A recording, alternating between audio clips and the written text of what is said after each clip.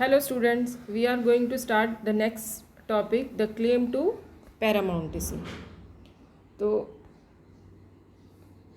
you can see from the early 19th century, the company pursued an aggressive policy of territorial expansion. मैंने आपको पहले भी बताया था टेरिटरियल एक्सपेंशन का मतलब है इंडियन स्टेट्स पर अपना कंट्रोल करना.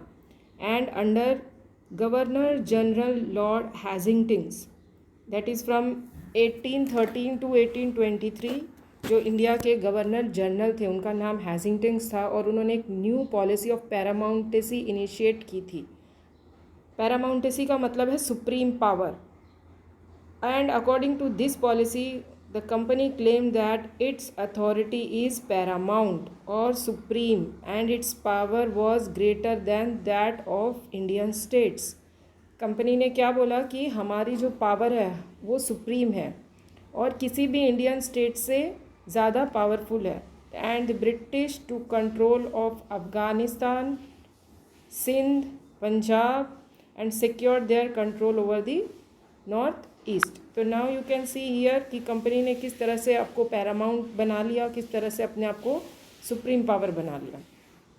Now the second is doctrine of lapse. See this I am telling you only the important points and you can read the chapter and you can see the full explanation in the reference video also. Now doctrine of lapse क्या थी? Doctrine of lapse तो under the governor general lord Dalhousie annexations were at peak. Annexation मतलब किसी भी company को किसी भी state को अपने कंट्रोल में ले लेना. मैंने पहले भी बताया था आपको. तो एनेक्सेशंस वेयर एट द पीक, सबसे ज़्यादा जो लॉर्ड डलहौसी थे उनके समय में बहुत सारे स्टेट्स को अपने अंदर कंट्रोल किया जा रहा था. Lord Dalhousie devised a policy that came to be known as doctrine of lapse. तो लॉर्ड डलहौसी ने एक पॉलिसी शुरू की जिसका नाम था doctrine of lapse. So according to this doctrine of lapse, if any Indian ruler died without a male heir, his kingdom would become the part of the company territory. इसका क्या meaning है कि अगर कोई भी इंडियन रूलर मर जाएगा और उसका कोई भी पुत्र नहीं होगा तो उसकी किंगडम जो है वो कंपनी ले लेगी. उसकी किंगडम जो है वो it will become the part of the company territory. And इसमें आप एग्जांपल झांसी की रानी का भी देख सकते हो. तो झांसी की जो रानी की हम कथा सुनते हैं, कहानी सुनते हैं, उसमें क्या था? झांसी की रानी का खुद का कोई पुत्र नहीं था, उनका पुत्र मर गया था. तो इसलिए उनकी झांसी को भी ब्रिटिशर्स ने अपने अंडर अनेक्स करना चाहा. And examples you can see here. Satara है, Sambalpur, Udaipur, Nagpur, Jhansi, Awadh were they annex by applying this doctrine. And in 1856 the company took over Awadh, and this time the British had an added argument. They said they were obliged by duty to take over Awadh in order to free the people of misgovernment of nawab. Misgovernment of nawab मतलब those who are not following the rules of nawab. तो उन्होंने क्या बोला कि British लोगों ने क्या बोला कि हम मजबूर हैं, हम ऑब्लाइज्ड हैं, इट इज़ आवर ड्यूटी कि ऐसे एरियाज़ जो लोग गवर्नमेंट की बात नहीं मानते हम अपने अंदर उनको कंट्रोल कर लेंगे, टेक ओवर कर लेंगे. And the humiliating way in which the Nawab were disposed and the people of Awadh joined the great revolt and that broke out of revolt of 1857. तो this is a doctrine of lapse. इसके under भी बहुत सारे लोगों को गुस्सा आया और वो अंग्रेज़ों के खिलाफ हो गए. Next topic is setting up a new administration. How they set up a new administration. तो British territories in India at that time it is broadly divided into administrative units called presidency. Presidency मतलब जिस तरह आज हम states बोलते हैं, उस समय ब्रिटिशर्स ने इनको डिवाइड किया ताकि वो प्रॉपरली एडमिनिस्ट्रेट कर सके और इनको 3 मेन स्टेट्स में डिवाइड किया जिसको हम प्रेसिडेंसी बोलते हैं उस समय में. और वो 3 प्रेसिडेंसीज थी, बंगाल, मद्रास और Bombay. So each was ruled by a governor. हर एक प्रेसिडेंसी को एक गवर्नर रूल करता था और जो सुप्रीम हेड था इस एडमिनिस्ट्रेशन का उसको गवर्नर जनरल बोलते थे. तो उस समय जो At that time, Warren Hastings,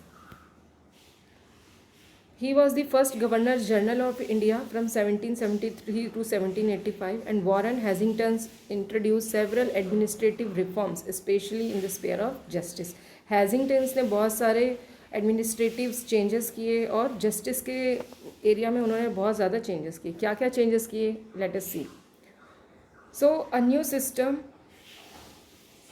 he introduced a new system of justice from in 1772.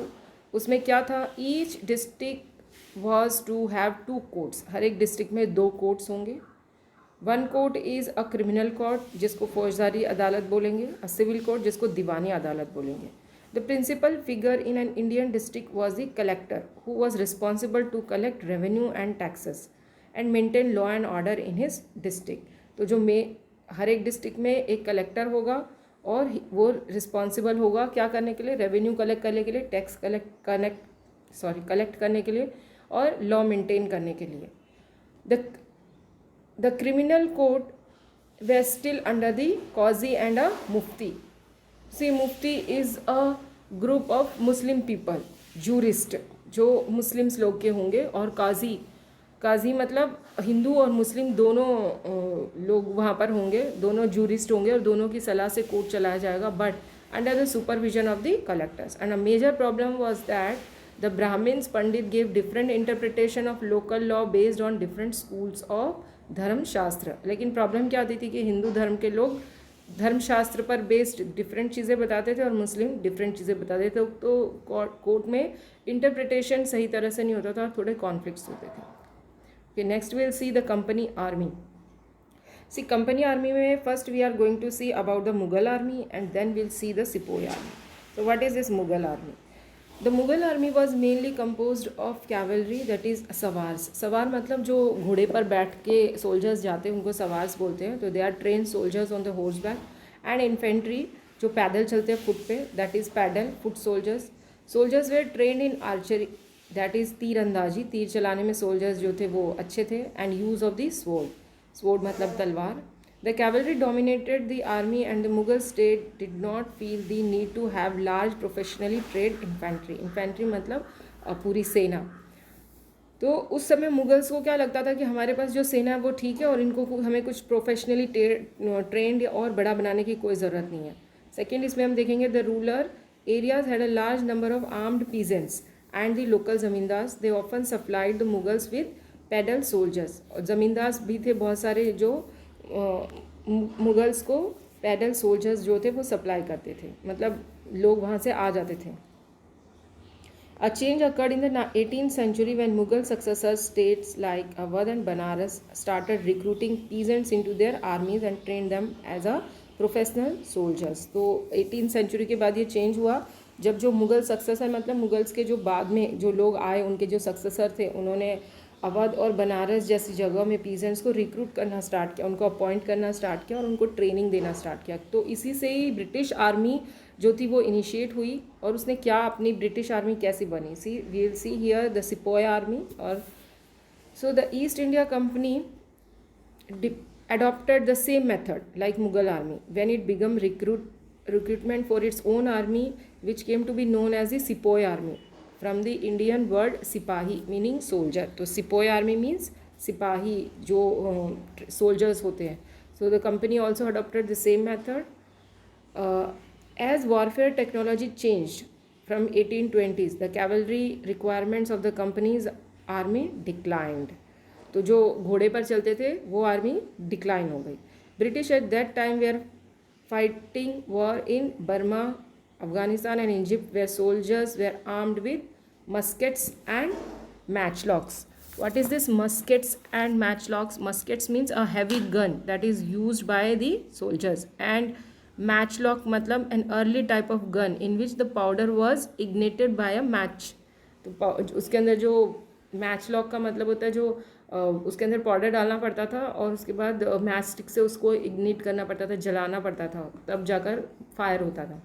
So in the early 19th century, the British developed a uniform military culture. Soldiers were increasingly subjected to European-style training, drill and discipline, and that regulated their life for more than before. तो जो अभी soldiers थे उन्होंने European style की training start कर दी थी, cavalry group हमारे पास नहीं रह गया था और उन लोगों ने गन्स का यूज़ करना स्टार्ट कर दिया था। Okay, next is our conclusion. So what we have seen in this chapter, so the East India Company was transformed from trading company to a territorial colonial power. Trading यहाँ पर व्यापार करने के लिए आई थी, लेकिन यहाँ पर कॉलोनियल पावर बन गई east India company. And the new arrival of new system steam technology in the early 19th century also aided this process. Till then it would take anywhere between 6 and 8 months to travel to India by sea. And उस समय steam ships reduce the journey time, because steam ships आ गए थे, लोगों को व्यापार करना था एक जगह से दूसरी जगह, ट्रैवलिंग को फास्ट किया गया, तो स्टीम शिप्स का इन्वेंशन हो गया. And it also reduce the time to 3 weeks, enabling more Britishers and their families to come to far off country like India. And by 1857 East India Company had virtually the whole India under its control. So we have finished our chapter. Thank you.